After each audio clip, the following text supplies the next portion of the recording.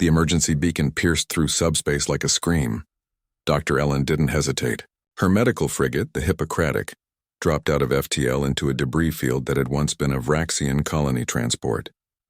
Multiple life signs, her AI assistant reported. Vraxian, critical condition. The Vraxians, the galaxy's apex predators, 7 feet of scaled muscle, retractable claws that could shred titanium, and a bite force that made Earth's ancient dinosaurs look tame. They were the enforcers of the Galactic Council, the warriors every species feared, and they were dying. Dr. Ellen sealed her suit and launched into the void.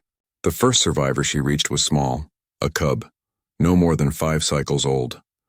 Its breathing was shallow, its scales dulled from oxygen deprivation. She pulled it into the rescue pod without a second thought. "You're insane," the AI said. "Vraxian pain response is violent. It will kill you when it wakes." "Then I better work fast," Ellen replied. The Hippocratic's medbay filled quickly. 12 Vraxians, ranging from cubs to full-grown warriors. Their injuries were catastrophic. Decompression trauma, radiation burns, internal bleeding. Any other species would have died instantly. But Vraxian biology was stubborn. They clung to life with the same ferocity they brought to battle. Dr. Ellen moved between beds like a conductor leading a symphony. Her hands never stopped, suturing, injecting, calibrating. Human physicians had one advantage the galaxy consistently underestimated: adaptability. While other species specialized in treating their own kind, humans had spent millennia battling diseases, injuries, and conditions across every environment Earth could throw at them. She had studied 17 different species' anatomies. Vraxian physiology was particularly challenging. Their redundant organ systems, their aggressive immune responses, their metabolisms that ran hot enough to burn through most standard medications in minutes, but Dr. Ellen hadn't become humanity's foremost xenosurgeon by accepting limitations. The largest Vraxian, a warrior with battle scars cross-hatching his scales, woke first. His eyes snapped open, vertical pupils contracting. His claws extended instinctively. "Easy," Ellen said, not looking up from the cub she was treating. "You're safe. You're all safe." The warrior's head turned toward her voice. He tried to rise, growled in pain, and collapsed back.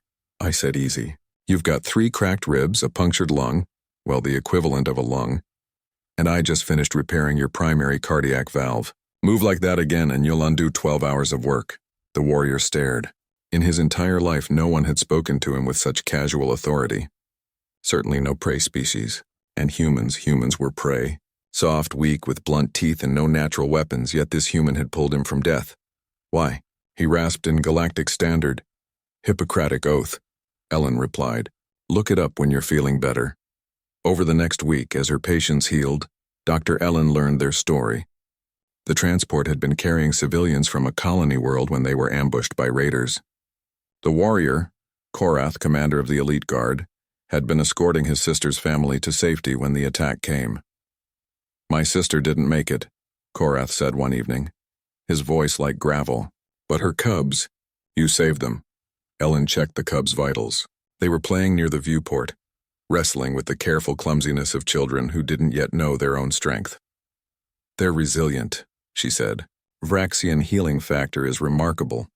"They call you healer," Korath said. "Do you know what that means to us?" "Our word for healer is the same as our word for sacred. We are a warrior people, Doctor. We respect strength, but we revere those who preserve life." Ellen smiled slightly. "I just did my job." "No." Korath's tail lashed once, a gesture of emphasis. "The other ships." They scanned the debris field. They saw Vraxian signatures. "They left us because we are predators, because the galaxy fears us." He leaned forward. "You came because we were dying.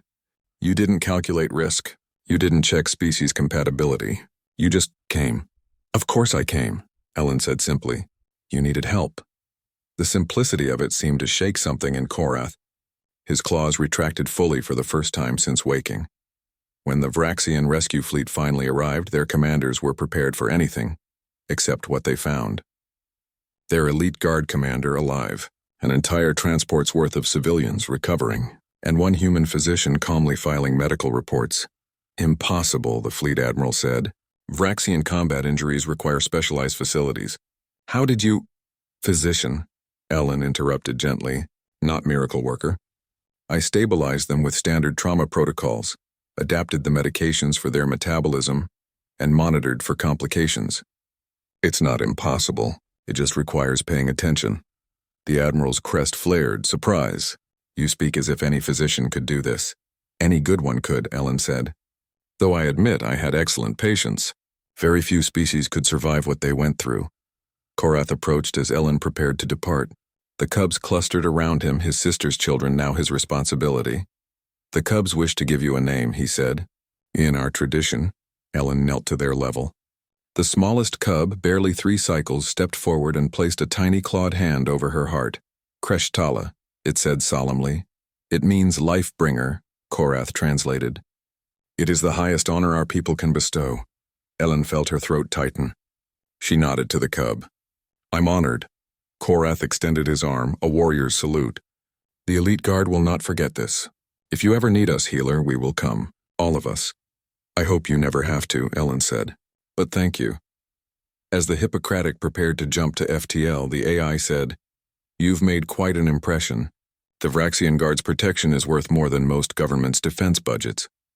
I didn't do it for that, Ellen replied. I know. That's precisely why it matters. Dr. Ellen brought up her star charts. The galaxy was vast, and somewhere out there someone else needed help.